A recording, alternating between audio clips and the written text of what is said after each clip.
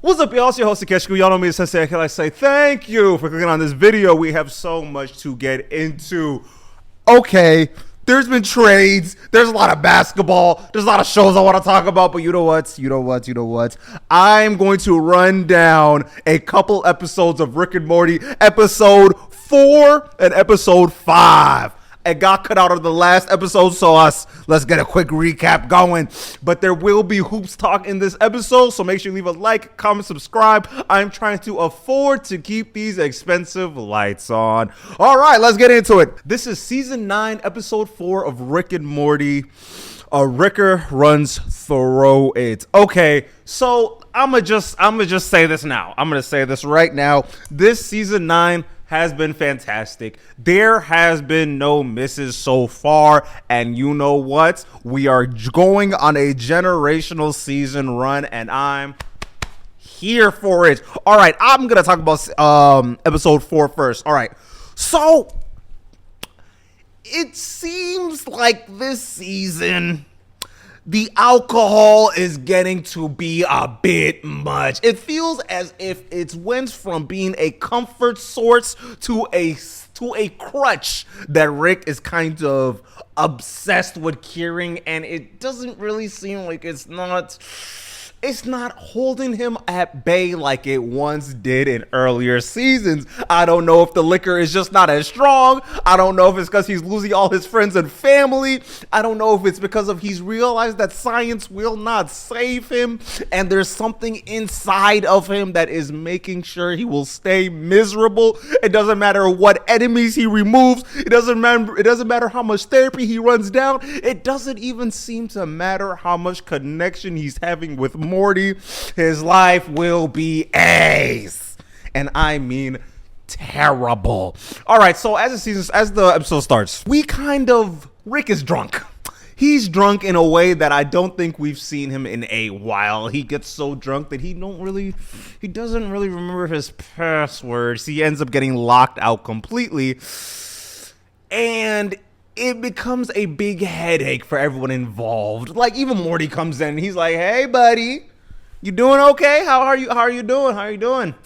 And you can see as Rick feels a little patronized by Morty's line of questioning, he starts lashing out a bit. And I'm starting to get really sad for Morty because it seems as if it's his sole task to be taking care of his grandfather no matter what is going on, in a sense that he has taken in more responsibility of his grandfather than Beth, than Summer, Jerry. The relationship between a grandson and a grandfather seems to be flipped on its head, and it kind of reminds me of this idea where you are able to interact with your parents' parents in a way that your parent never got a chance to.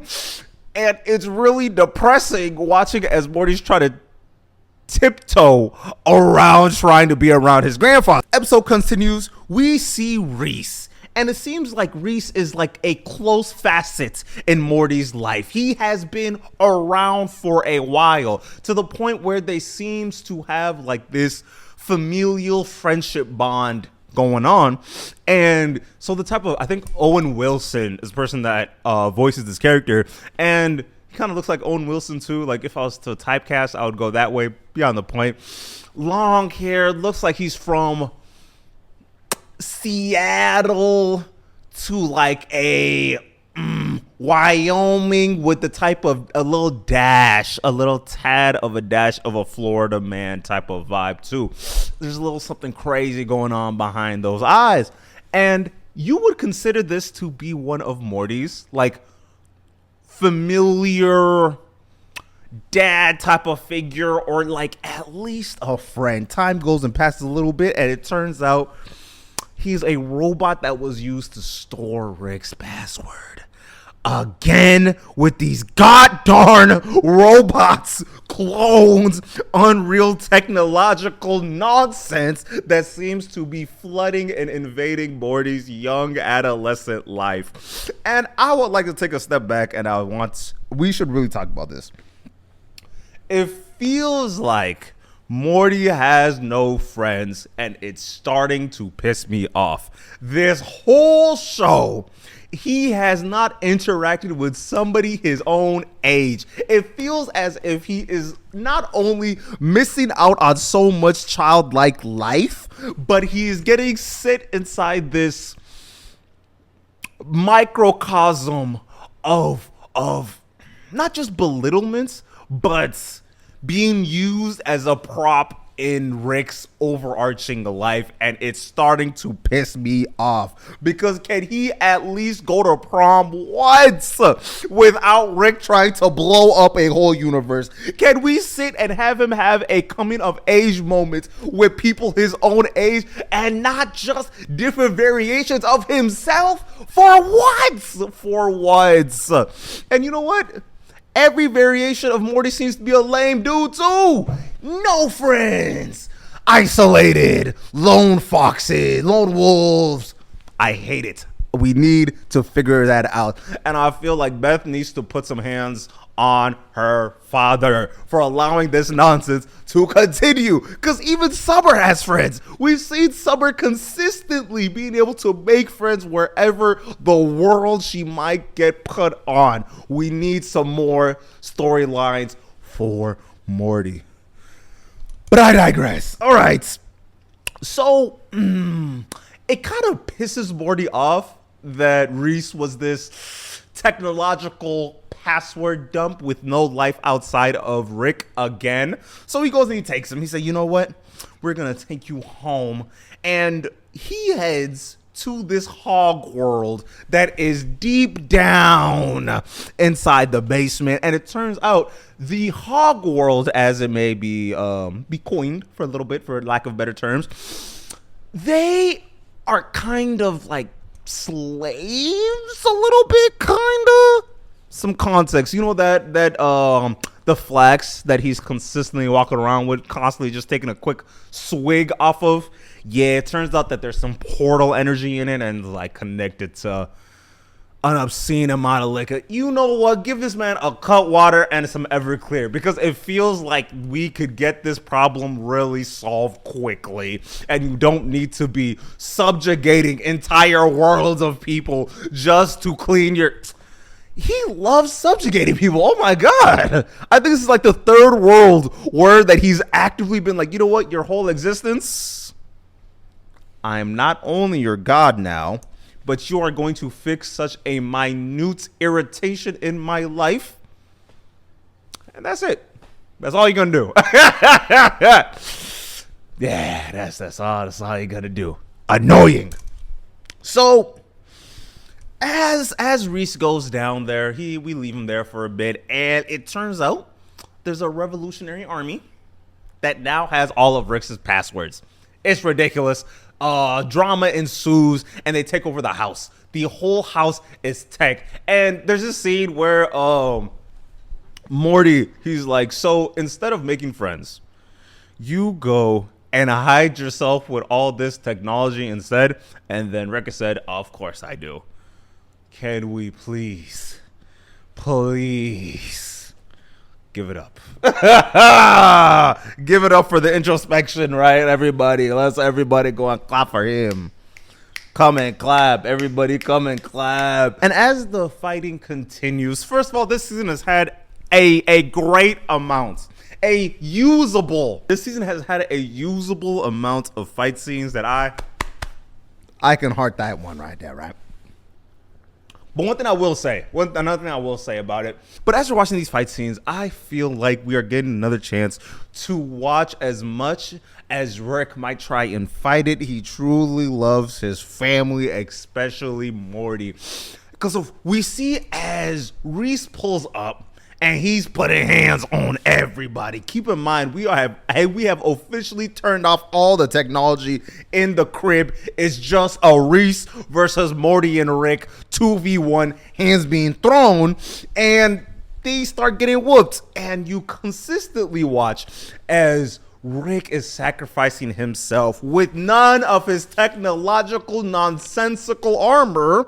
He still pulls up trying to defend and save his grandson, because you best believe if you gonna mess with my little pico, my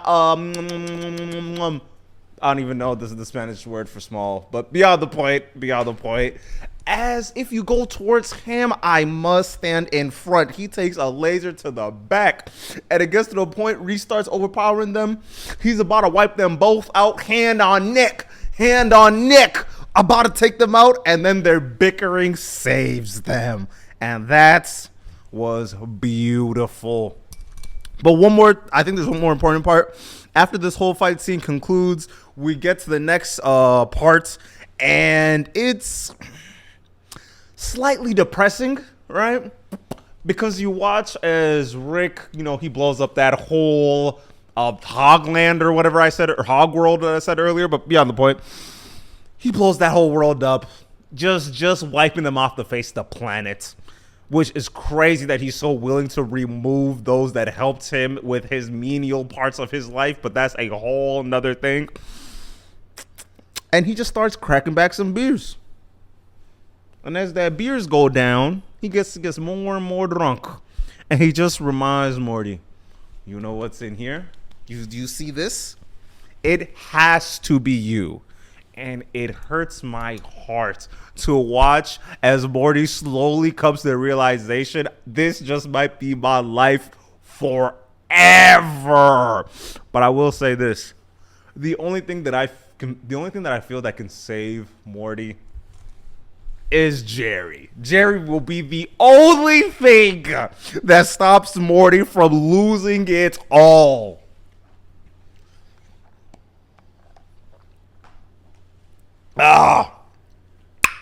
And that leads me to season 9, episode 5, Jerry Bud. Okay, all right. So this is a classic A plot, B plot type of thing. And I got a little bit that I do want to talk. This is another fantastical Jerry episode, but we will get there. Let's get a quick rundown of what's going on. So we start this off with, they finally answer my prayers. Morty goes, hangs out with his friend. He's going away for a week. Beautiful. I'm excited. Who is he linking with? Let's see how this goes down. And we find out that he's going to go visit Snowball. The reintroduction. I'm here for it. If y'all don't remember, I think this is like episode 3, I think. Something like that. We go to this world, and Jerry is being a grand old dick to Morty's dog, shoving his face in his own pee, just treating him like a dog. And some sentience, some intelligence gets given from Rick to this dog. The dog is a little extra smart, and they say, you know what? Subjugation. Because, once you give anybody intelligence or power or money or whatever it be, you're just going to take over everybody else and return what they were giving him to them. Beautiful. But beyond the points. As that episode goes on, the only reason why they don't take control of the whole planet and reduce the humans to their pets is because of he's given this memory, this false dream of Morty getting sick, and there's nothing they could do, and that teaches him some humanity. But let's get to this episode, right? So Rick sends Morty to this dog world, this place that they got sent to before, and it's not the best. It's not the best.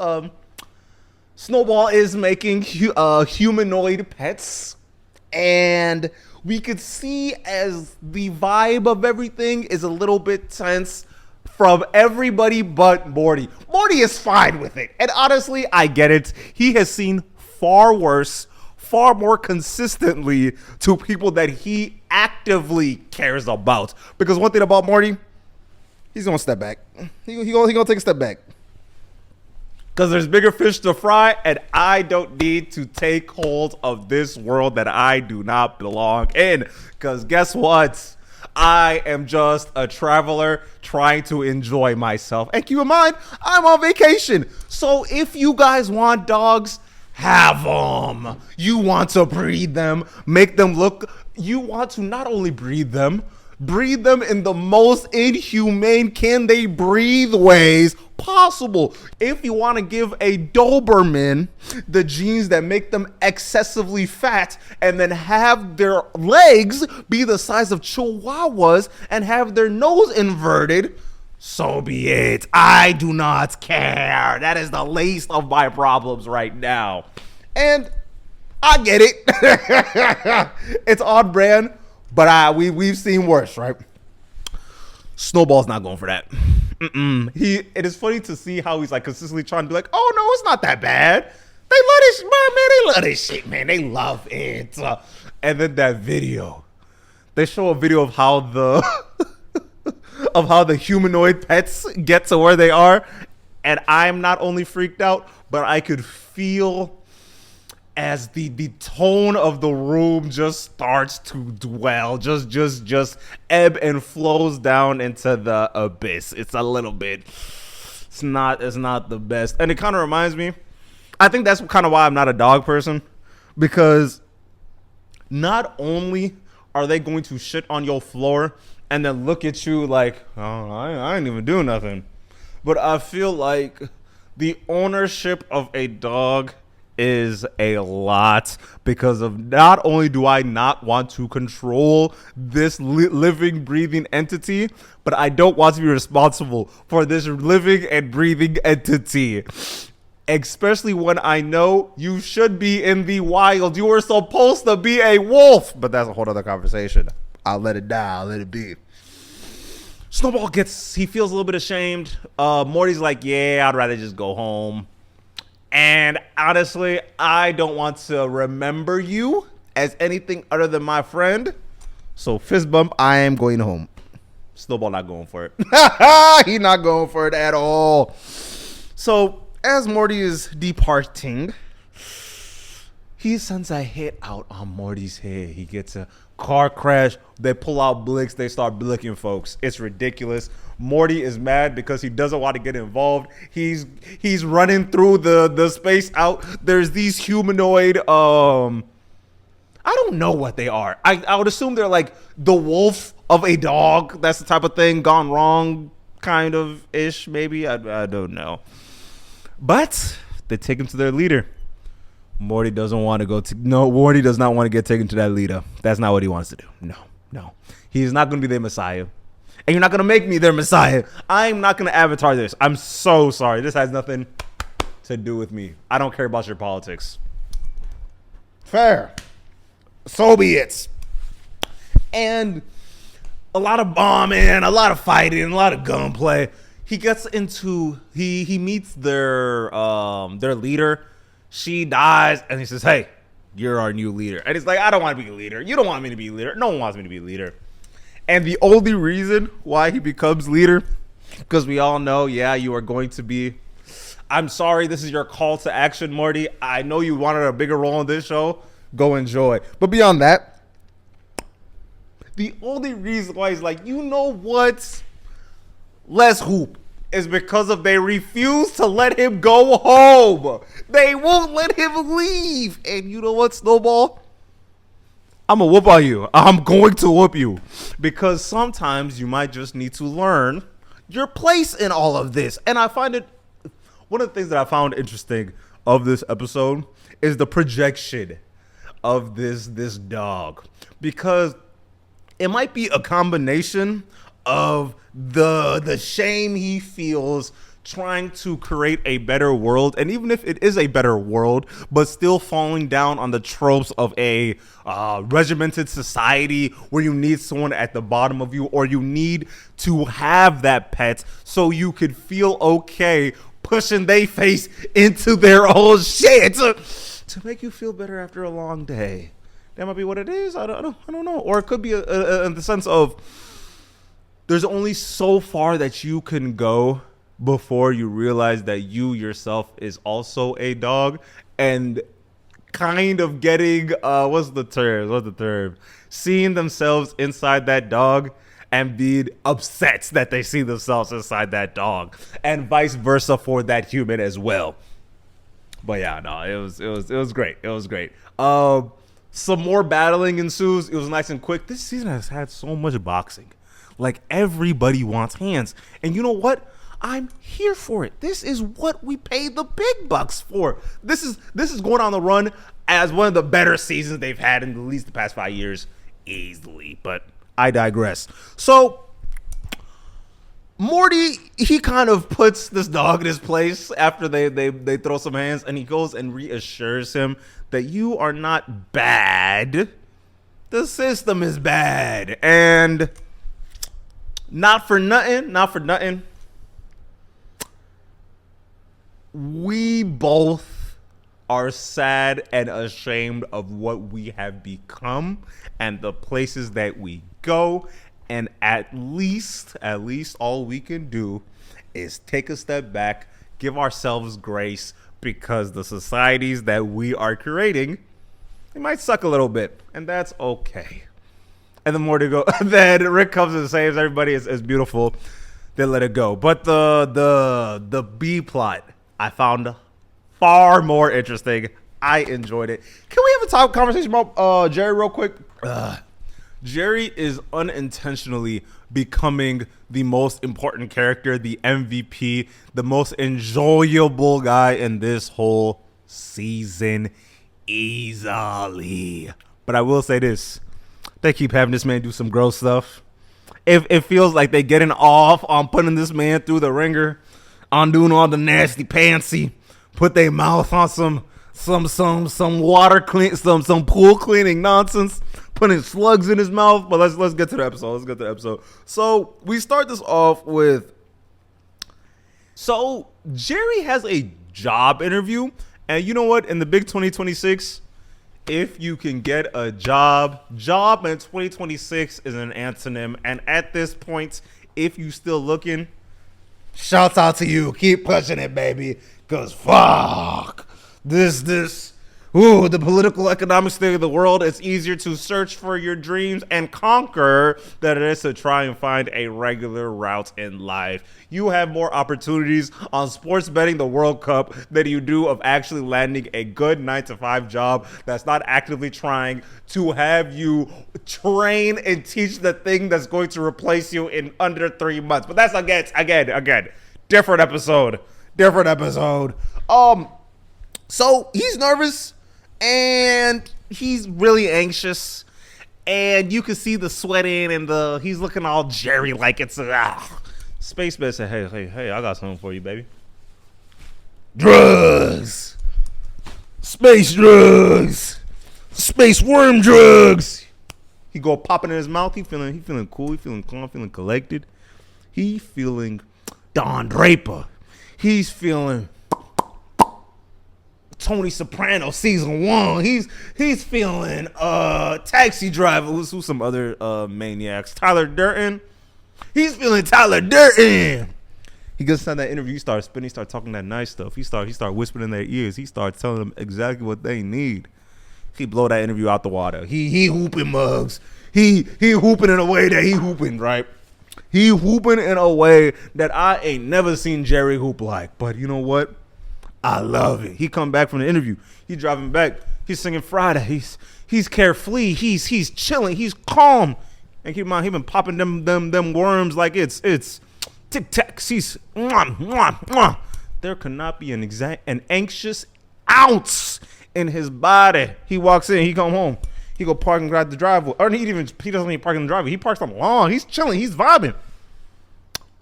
He steps out the car. Puts his back on. He leans back. He puts his arm across. He's smiling. How you doing? Rick go pull up. Boom. He goes in and he films. He sees what's going on with his body. He got worms all over himself.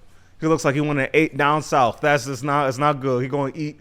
It looks like he was drinking from the river of Niles. It's not the best, but he hooping. He going fire. He has the parasites running all throughout his body. Run through his body. Yeah. Oh. So they try and figure out what's going on. They go to Beth's dealer, and they find nothing. Space dealer is useless. They were going to go and harvest his organs, try and make some more, take some money off the top. And that does nothing for nobody, but we gotta lost Jerry, and he is still hoping.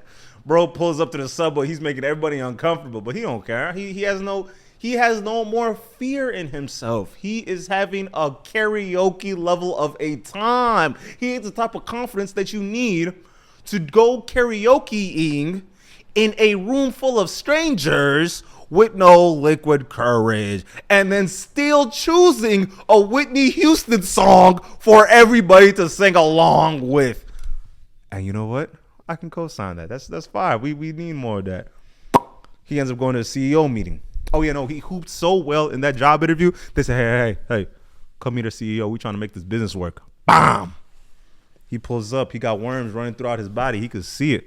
That don't stop nothing. He pulls up. He's smiling. He looking at everybody in the eye. He's smiling at people. He ordered drinks that they didn't even know they wanted it, but it was the perfect drink. Chef's kiss. Oh, real quick. If you want to impress somebody, go on TikTok. Find yourself 3 variations of drinks. And then when you get to the establishment, call them early to make those drinks for when you pull up, and then have it delivered to your table. And keep in mind, you have to give them your card early so it goes and pays for the meal before anything even happens. You do that whole John, you get out, you can get up and leave, and just guess what? Ain't nobody know nothing. You just look like you own the spot without needing to own the spot. I'm telling you, it's what you set up. It's not what you do. It's how you set it up. Because if you can set it up, all you got to do is just do it. That's all you need. That's all you got. I digress. He goes through that meeting. He talking game. He talking game so well, it looks like he's about to talk into his heart. And that CEO, he's a little bit anxious, but, you know, he like it.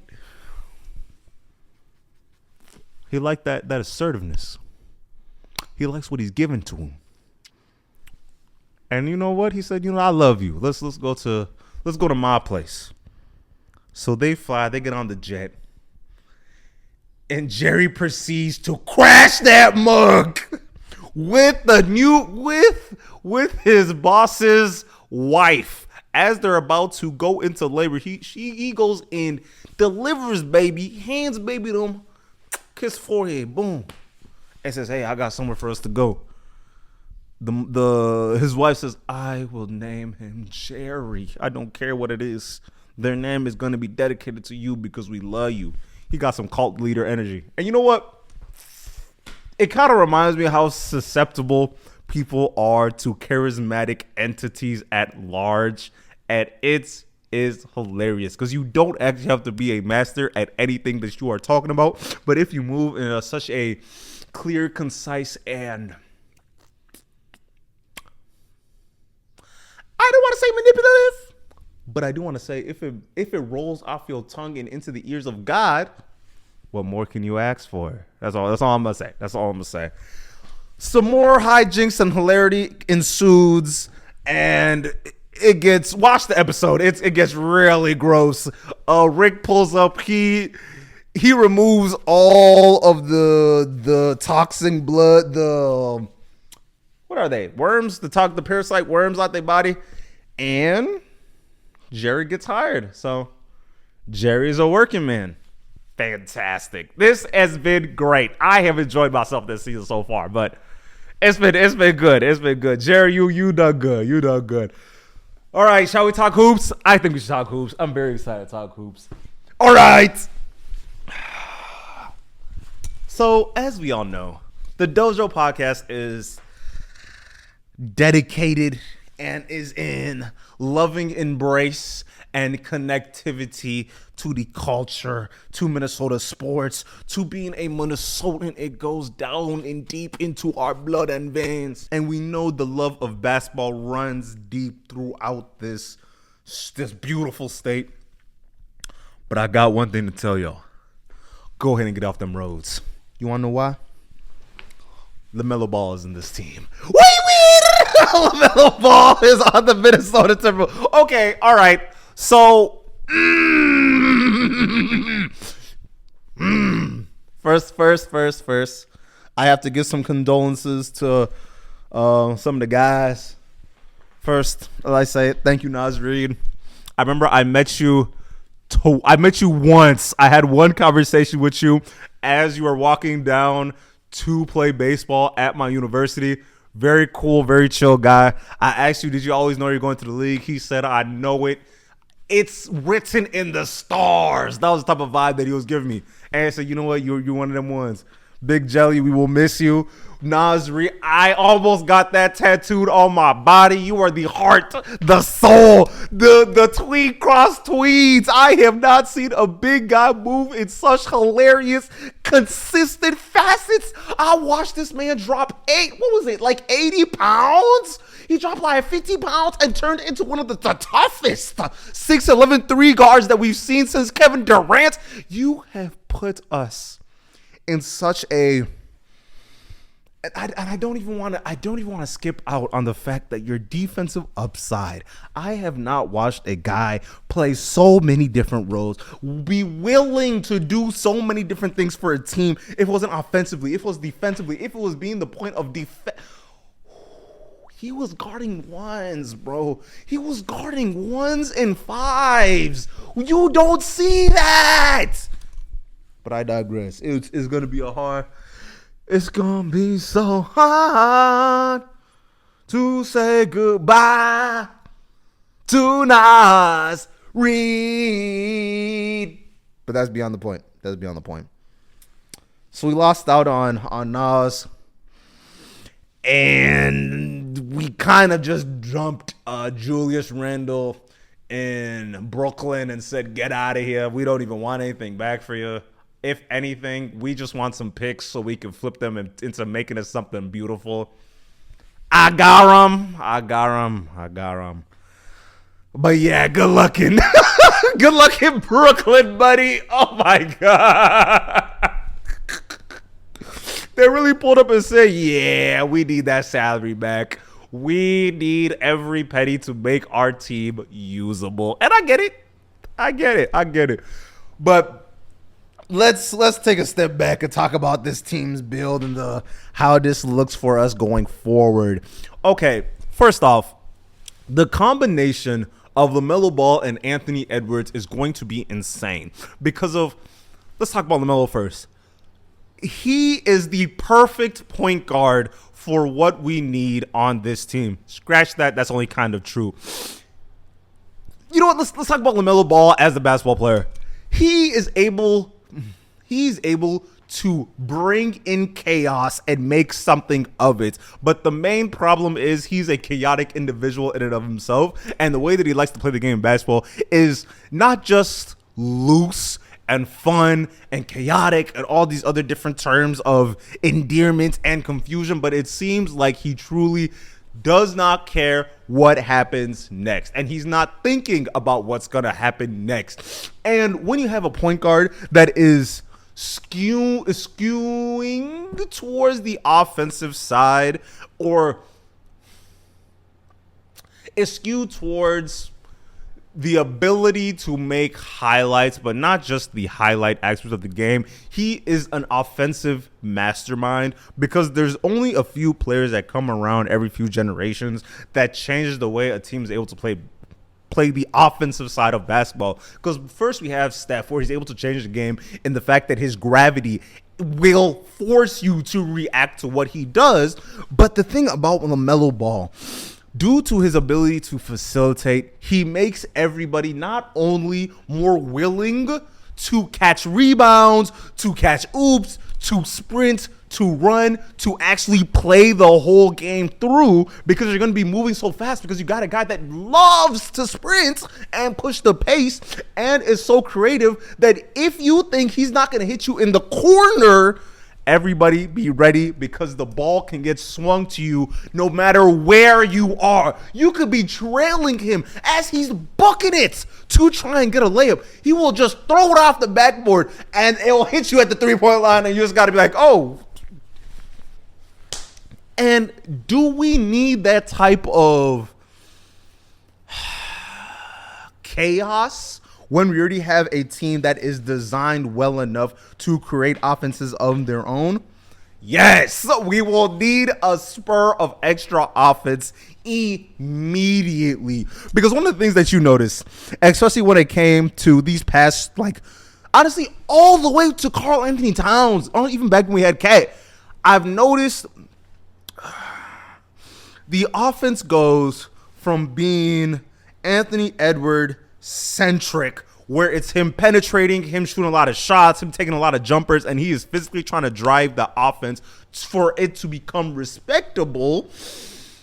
But the main problem when that comes in the playoffs, you're able to not only put your best defender on Anthony Edwards, but you're able to shrink the floor in the sense that everybody needs to be on a string offensively for when you pass it right away and set up someone else and have them be willing to attack off the to be able to attack on the offside of the ball. And attacking the weak side of attacking the weak side of the court is important, but it's important to have the key players that are able to actually capitalize on that type of play. And when we faced against the Nuggets, we were capitalizing immediately because guess what? Our team is crazy. Especially since we have the redundancy of having a slashing guard. I think we have So Anthony Edwards, slashing guard. Terrence Shannon Jr., slashing guard. Ayo Dosunmu, slashing guards. Jaden McDaniels could slash on the weekend. Naz Reid was able to slash on the weekend. We had so many guys that are able to slash on the backside to make them have to react. But I'm glad that we finally have another guard that can at least hold and not even just hold, but to amplify the offensive game. Because one of the problems that this Timberwolves team had, we kept being forced to trot out elder statesman Mike Conley. Even though he's reaching LeBron James in age, being forced to trot him out to try and stick defense or at least slow us down, it's going to be a double-edged sword because we needed a point guard a lot of times through these past 3-4 years. Because when you have a point guard, if you have a point guard, you have to figure out what type of play style do they skew towards, right? Because I was talking about playmaking the other day, and I realized it's not even so much that we need playmaking and facilitation. We just need a guy that's not going to make mistakes. And that is few and far between, especially when the league has switched away from having true point guards, true CP3, Tyrese Maxey type of true points, where they're able to limit the amount of turnovers and mistakes, and they've been forced to try and adapt this game and push away shooting guards, where you have a lot of combo guards that are supposed to be intact with doing the facilitation as well as the scoring of the 1 and the 2. Let's look at Devin Booker. And forcing all these 2 guards to be masquerading as the 1 is not really that good for your team, because now you have, especially for Minnesota, because we tried to do the whole Devin Booker thing, that didn't really work, and then we are realizing Anthony Edwards is not James Harden, and that's a conversation that a lot of GMs need to realize, because they had this problem with a lot of wings. Because I remember when LeBron was truly LeBron, that 2018, that run right there, where we said, you know what? If you are a big, go ahead and get some guard skill, buddy. The Ben Simmons of the world. They try and force Giannis to start becoming a point guard. You start trying to have all these forwards learn how to not only facilitate but handle the ball. But we always ran into the same problem with threes, where even though you are big and you actually have a handle and yada, yada, yada, yada, you do not have a tight enough handle to be able to facilitate and not get blown by when you're facing little guys or smaller guards, as we see in this 2026 NBA Finals with Jaylen Brunson completely hooping everybody on the Spurs, since no one was able to be quick enough to stay in front of him. But let's go back to the Timberwolves. The most important part for this Timberwolves team is how are we going to be able to use Rudy Gobert? Will LaMelo Ball be able to work with a Rudy Gobert type, like archetype of player? And are we going to be able to run when we do not have Rudy Gobert on the court? Because guess what?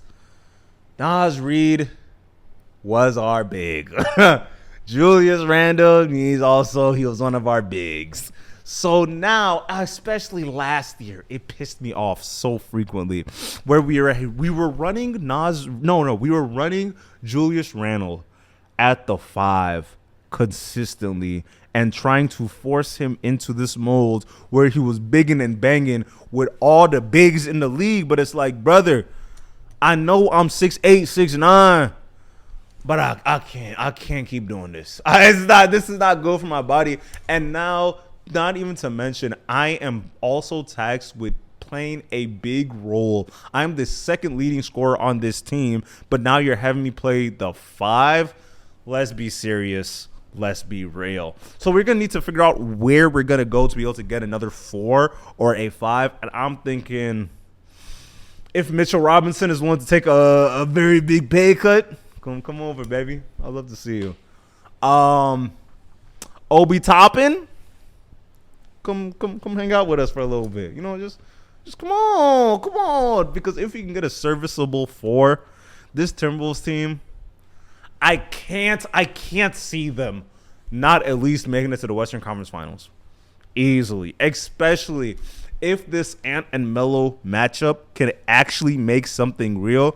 You guys are in for a big problem. The league needs to be put on notice. And I will say this, Isaiah Evans is the truth. I'm saying that right now. Isaiah Evans, if we could give bro the chance to play that 3, Isaiah Evans, if your 6'6" self can be able to play like you 6'9", we got something for you. We got something real. But I digress. Tobias Harris, hey, what you been up to? You want to take a pay cut? Come hang out with us, bro. All the great players that are mid-level that could jump on that mid-level exception, come hang out with us. We got a penny to sign you, baby. We got a penny to sign you. All right. Giannis. Hey, whoa, before we even go on to Giannis, KD, come get that mid-level exception, baby. I'll let it see you. Come hang out with your best friends. Yeah, let's get real hoops going. Let's get real hoops.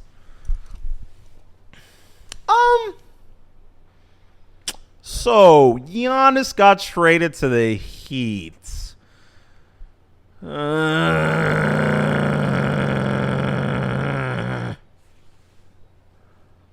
Don't vex. Why is everybody trying to vex me? So they traded Tyler Hero, Jaime Jaquez Jr., Kel'el Ware, and another guy for Giannis. And they lost out on some picks too. So this is kind of why this whole Giannis fiasco was hurting my soul.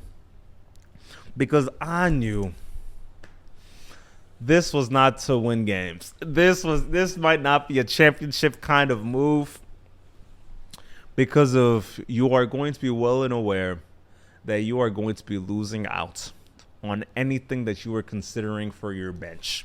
Any depth that you thought you were able to bring in, it's not going to fly. It's not going to be that good. Yeah, I'm not going to hold you. Because of not only is Giannis an expensive player, I think he might be like $54 million a year, but he is going to be that golden ticket for the Bucks rebuild, and they are going to be ready to rebuild. So, but let's get into the meat and potatoes of it. So, how do I feel about this trade? So we are pairing Giannis up with Bam Adebayo, two bigs. We're pairing Giannis with Bam Adebayo, two bigs that can't shoot. Bam can't shoot like that. Got to be a lot of clog paints. Gonna be fantastic defense. Some gargantuan defensive playing. I will say that there's gonna be some great defense down there in Miami. But your guards are what? Norman Powell is your lead one. Ew. Andrew Wiggins is your lead wing. Ew. And then I don't know who else is on that team. I cannot and will not lie to you. That roster is depleted. But I get it. You're going to try and like sign some mid-level exceptions and try and do that whole thing. But this is definitely like a boom or a bust type of thing. And it makes me upset because of I feel like it's more likely that they're going to not even make it to the second round. They might not even win one round. Like I could definitely see them losing in the first round against a Pacers team because of the one thing that NBA fans like to do, they like to not recognize how good the Eastern Conference is because they're so invested and honestly overwhelmed with what they're seeing in the west side of the country. And the East is kind of packed. I'm not going to lie to you because of one thing that NBA fans don't recognize is that the Eastern Conference is really stacked right now to the point where there's no guaranteed first round exits and there's no guarantee that your team is going to be able to just cut through all the noise easily, especially with this play-on situation that we're going into or that we've been playing for the last, I think, 5 years. So we have the cream of the crop regular season warriors of teams like the Pistons, Celtics, Cavs. Those teams. Oh, and I forgot the NBA champions, New York Knicks. These 4 teams locked.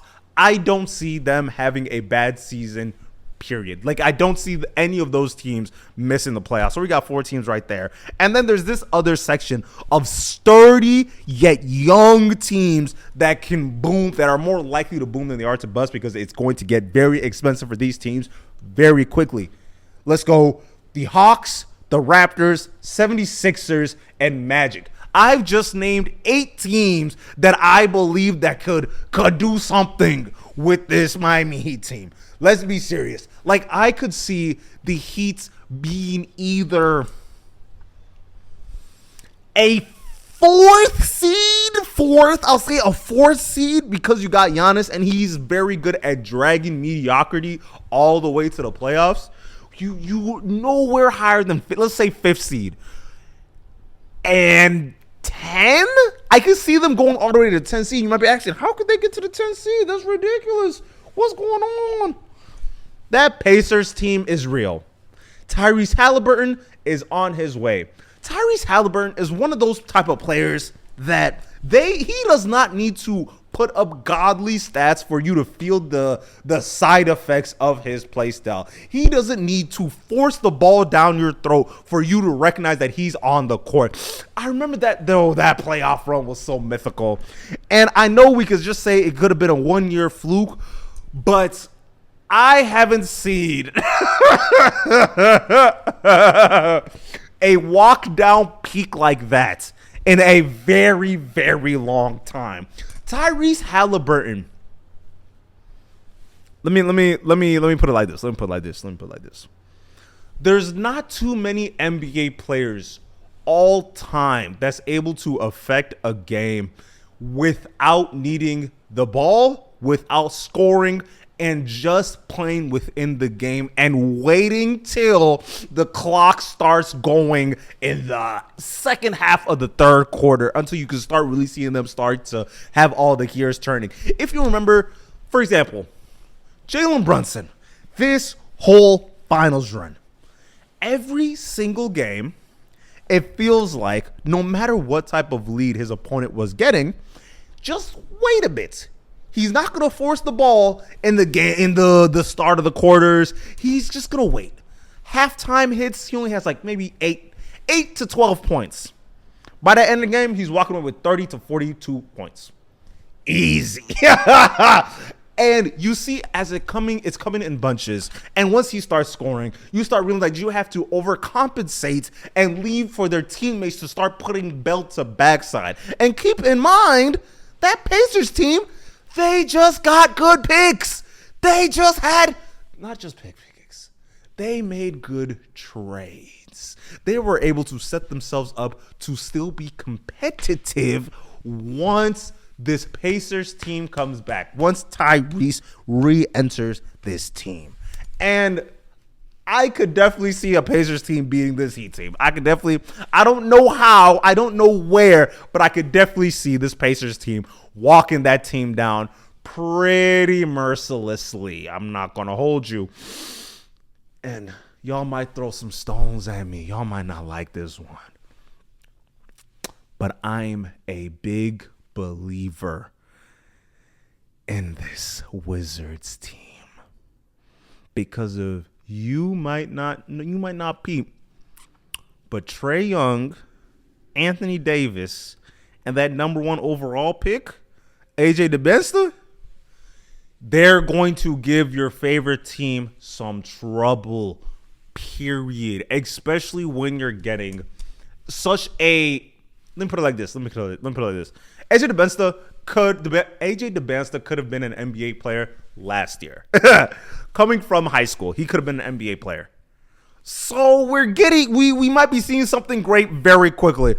And all to round this out, to get back to this Miami Heat team, if they do nothing, they might be dead in the water, but I need to see where their mind is at when it comes to trying to make some trades and setting themselves up to get and I don't even mean just a point guard, but I just need them to go to Pacers, go to the Celtics, go to the who else? Go find the OKC Thunder and say, give me some of your guards. I'll take a Derek White, Peyton Pritchard, either or. I'll have one. I'll have one of them guys. You go to the what's the names? Go to the OKC Thunder and say, hey, I like Kaysen. I like the other light-skinned guard, number 37 on the on the roster. I like him too. Let's make some magic, baby. Come over. We'll give you some picks. We don't got it anymore, but we can give you some picks. But yeah, because at this point, not only does it seem deliberate, but it seems as if you're trying to send him the message of, I don't care not what you do, I don't care not who you are, but you best believe we do not see you as our guy, and we never will. And you know what? Stop trying to force us to see you as that guy. We will never see you as that guy. We know who our guy is. The beautiful, the handsome Jason Tatum. And that's just how it's going to be. That's just how it has to be. Because it kind of reminds me of this idea of when it comes to the NBA, where it is a business through and through. And if you don't want to get in line, we will make sure you are trapped. We are going to sit here and make you look so bad, spin all these narratives of you being hard to work with, of you not actually being that good, or the fact that other teams don't actually want you as much as you might say that they want you. But we will sit here and deny all anonymity. We will hold the anonymity, and we'll make sure that you will never know where these sources are coming from. But guess what? You gonna know. Everyone gonna know. And as we sit here and smile in your face saying you are the truth, you are our future, we will ship you at a moment's notice. Because at this point, if you guys didn't know, they were putting in a trade package of Jaylen Brown, a couple picks to trade for Giannis Antetokounmpo. And it just didn't happen. They ended up getting swindled. He goes to the Heat, and now you have a disgruntled Jaylen Brown again. Because it's one of those things where Jaylen Brown has been put in this position where if there's ever a chance for there to be a superstar, we most definitely are going to trade you. Because even if you have put in hard sweat and tears, you've been here for a full decade. You've made the playoffs for a full decade. We do not care. Because guess what? I don't care how much points you score. I don't care how good you get. We are never going to see you as that guy. And we need you to understand that so you are not blindsided by the truth. Because I'm watching as Jaylen Brown comes off the greatest season he has ever had. And we're just going to go ahead and put you on some trade talks. I don't care. I do not care.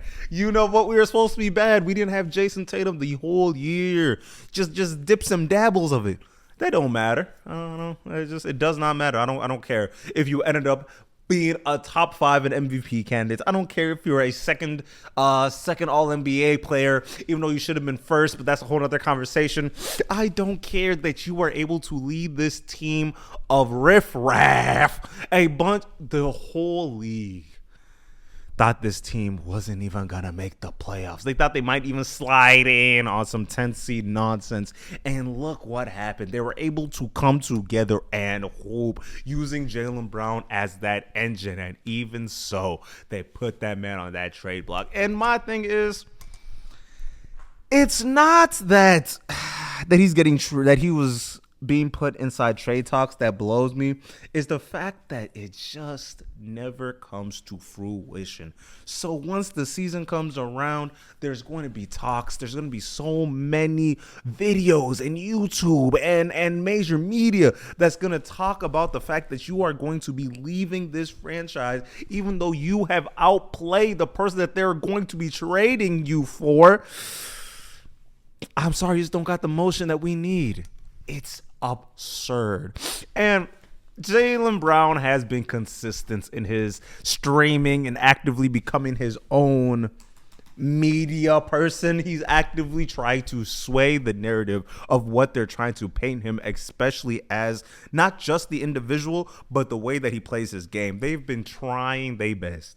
And he's been actively talking. He do not care. He gonna stop play. He gonna play a game, drop 30, jump on that stream, and then do the whole thing over the next day. And I think that is pissing off a lot of people. I don't blame him. And it's another thing where there's a level of behavior that is tolerated once you're at this level of stardom and talent when it comes to playing the sport. Because one thing a team will tell you, we will scratch that. We will subjugate ourselves to deal with your nonsense as long as you are performing at a level that we deem is adequate. But the moment, and I mean the moment that you start to sway and drop and shift, we will ship you out faster than a plate of beans. And guess what? One of the things that comes with the league, there is this tendency to there's a lot of blackballing that happens in the NBA that people don't recognize. And especially when you are going off of the strength of your own self and you're going to be on the wave of, you know what? I'm going to play for my contract. I'm going to say, if you're going to give me a contract and I don't like, I'm just going to tell you no. You best believe you either better have the marketability of LaMelo Ball or the skill level of LaMelo Ball for you to start moving iffy-affy. And I was thinking about this when Cam Thomas was saying, nah, I'm just going to play this contract out and I'm just going to bet on myself for next season. And bro just got blackballed immediately. They're not even going to give you the opportunity to play to whatever level that you are trying to force yourself to. Because guess what? If you don't take that contract they're going to give you, the whole NBA will say that is enough of you. Go on. And it's refreshing when you do see a player that is, for all intents and purposes, an all-NBA, like an MVP caliber player. And I think that's really what it is. People are having very difficult conversations when it comes to the player of Jaylen Brown. That's really like warping the way that people are able to perceive his game, right? Because let's sit here and let's talk about it. Let's talk about it. One of the things that always like confused me, it seemed as if everyone was coming forth with this energy of Jason Tatum was always and will always be better than Jaylen Brown. And that was so confusing to me because it just felt like Jason Tatum just had the room to play like Jason Tatum. Those tween crosses and fades, you need to have a certain level of consistency behind you to be able to hold up a player that takes bad shots consistently. I'm not saying that he's a bad shot selector. I am saying he has the shot-making ability to call for him to take those said bad shots. But as we all know, if you take harder shots, the percentages are just going to drop down. The efficiency might drop a little bit. And I'm not saying that to highlight how bad of a player that Jason Tatum is. No, but they work in tandem with each other, especially when they were having their finals run. I was noticing Tatum is a very flashy player. He is very talented. He's like a 6'10", like he is Paul George. Let's just say this. He is a Paul George of this generation, where you have this humongous player that is kind of beefy, that has the guard skills to be able to set himself up for whatever shot he needs or wants, honestly. To the point where he said, you know what? I will ISO every single possession and kill your team. And that was the funny thing, when the, like, throughout the years of their playoff runs, when they would always run up against this 76ers team, that type of play style would just kill the Sixers because they don't have anybody that they can match up with Jason Tatum. But I digress. That's why there's this, like, will they, won't they move on from Jaylen Brown? Because I think he recognizes, like, well, I can be an offensive engine too if I am given the chance. And we have just seen that. You gave him the ball. And the thing is, I was watching this whole season for the Celtics. I was coming to realization, I was like, well, he's not even forcing it. That's not his. He is actively not even forcing the game plan through him. They were actively using him as a decoy, and for him to still be able to produce at such a high efficiency, I'm like, oh, I think he can lead a team to, he can lead to a team. He can lead his team to somewhere very nice. And that's why I want a team to trade for him, because it's like, go ahead, send him down to the Pelicans, bro. If you really want to teach him a lesson, send him to the Pelicans. Let him show y'all what it really means to be great. Because a guy like Jason Tatum, a guy like Jaylen Brown, he can hold an offense. Like, if Jaylen Brown was on, honestly, any team, like the Sixers, for example, Sixers or Atlanta, or even let's go worst teams. The Wizards aren't really a worst team anymore, but they could probably figure something out, send AD up there and finally get that trade down. But beyond the point, try and hit him towards a Pelican, Pistons, Hawks. Make the new Nevada team, have him be the star over there, and then move on.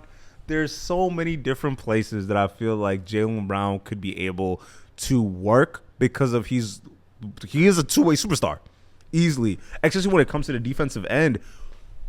And I think that really is what's really irks me, right? Because you watch him play, right? And people will look you in the eye, tell you he's not top 15. He's not a top 15 NBA player. Crazy. Because honestly, he's had a better season than a lot of people, even the people that made All-NBA over him. You'll see it and be like, I mean, Luka or Jaylen Brown? Who would you rather have to be able to run your offense? But that's just, we'll leave it at that. I'm not gonna do too much. I'm not gonna act like I'm really like a college basketball player, like college basketball watcher. It's not really for me. I like to see some highlights for whatever some of my favorite teams draft a guy. But this NBA draft was crazy. There's a couple ricocheting effects, like the fact that this is the first year of this Adam Silver's new rule, where you can only get like one top 5 player or top 1 player or something like that every like 10 years or some crazy thing like that to combat tanking.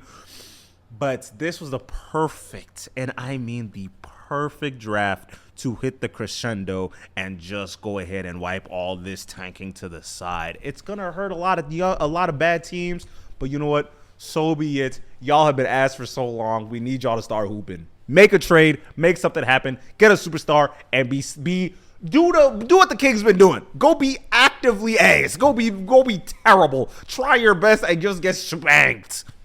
But I digress. All right, so Edge of the went 1. Peterson went 2. Boozer went 3. Beautiful. That's kind of like where I would put these three guys as well. I feel like they all went to the perfect scenario for their team to be a lot better and honestly set themselves up for the future of the game. All right, let's start this off with Adrian Debensa knew he was going number one from a very, very long time. He's been knowing that he's been that guy. And I will say with this press tour this man has been on, I feel as if he's setting himself to be either one of the greatest players of all time or one of the biggest fools of all time right off the gate. Because for all this talking and all this yap attacking he's doing, I'm not accepting anything less than I don't know, all NBA third team somewhere, all NBA third team, or like you know what? I'll scratch that. I'm expecting nothing less than at least as good as Cooper Flag. Whatever Cooper is doing, I need that from Besta. That's where I'm putting the bar at. Because he has been talking the craziest of stuff, and I get it. You've been number one for the past 8 years of your NBA career. Of your basketball career. You've actively went to the most BSs of schools just to get some bread because you know it didn't matter where you were going. You could have went to Howard University. You knew you were still going to be the number one overall pick. But I digress. So it's leaving a lot of room to make sure that you're able to actually live up to this hype that you've created for yourself. And especially on this Wizards teams, I'm very interested to see if they're going to design this team to actually make a deep playoff run, or at least attempt to make a playoff run, because you got Anthony Davis. You just signed Trae Young to the biggest contract I've ever seen of a player in my entire life. Is he warranted the 200 M's? Yeah, we'll digress. We'll see that later. But that's beyond the point. I wonder if it's going to be a thing where he's forced to just watch a lot. He's just being put inside the corner to play off of an Anthony Davis, Trae Young, and just try your best to be relevant, because it's going to be him and Alex Sarr that are going to be, I want to say, fighting for positioning, but I will say I don't know who they're going to prioritize more. But it could be a thing of Debensa is just otherworldly, because he doesn't really have a shot per se, but I will say that his form and his mechanics when it comes to the game seem very absolute. But to move on, and depending on how good he is, you could definitely see this Wizards team to be something to be trifled with when it comes to the trade deadline, because they just got to go pick you up Tobias Harris. Go get you Tobias Harris. That's go get you Tobias Harris or Andrew Nembhard. Try and figure something out to make something like that work. If you can, you're doing something great. Second guy, Darren Peterson. I will say this. That Utah team, it's seeming as if they're trying to put all their chips in the table to make a push for either packaging it up to go get themselves a star, a Devin Booker type of thing. I wouldn't hold my breath. Or actually try and make the playoffs this season, because of people be forgetting that they actually got a pretty nice roster. Jaren Jackson got signed. Bryce is probably one of the more underrated players that folks are not looking at, but I digress. Ace Bailey might either have that slow. Okay, so with Ace Bailey, I don't know if they're going to be able to have him build off of his freshman campaign, because of picking up a guy like Darren Peterson. It seems like putting a hat on a hat, especially when their play styles, I wouldn't say they're similar, but I'll say if you're trying to depend on Peterson to be a one, then you could try and get Ace Bailey to truly do that two guard and just focusing on scoring, because I don't know if I could see him being a one. But if they might need to be able to figure that out in the long term. Go get yourself Tyus or something to try and like mentor these guys, because you still got Keontae George that also has this same problem where it's like, I would rather see you try and score than sit here and try and like facilitate. And then you watch Keontae George and it's like, are you good? Or is this a scenario where somebody has to score? Especially since Lauri Markkanen has not been hooping recently. They've shut him down for a while. I'm definitely side-eyeing this roster. But hey, we'll see what they're able to do. I'm happy that they're actually trying to win. So it's smooth. And then for the Grizzlies, did they just... Who's that big Asian dude that they got? He was the AP Player of the Year. Crazy post moves. He's like 7'1" or something crazy. And then they went and get Cameron Boozer, Carlos's son. They're gonna be huge. They're definitely gonna be huge. I need to see what they're trying to do with Morant. If they can finally package him to try and like send him to, I don't know where, because of the lacking of shooting that's on this roster. They just keep gutting it without actually letting their main guy go. And I don't know if they're just trying to make as much money off of John Morant as they can, but it seems like they're losing key pieces that are going to be able to play for them. And we'll see how that plays out. But all right, y'all. Who else? OKC. They just got Bennett Striz, and he's going to be a problem. All right, y'all. Leave a like, comment, subscribe. We out.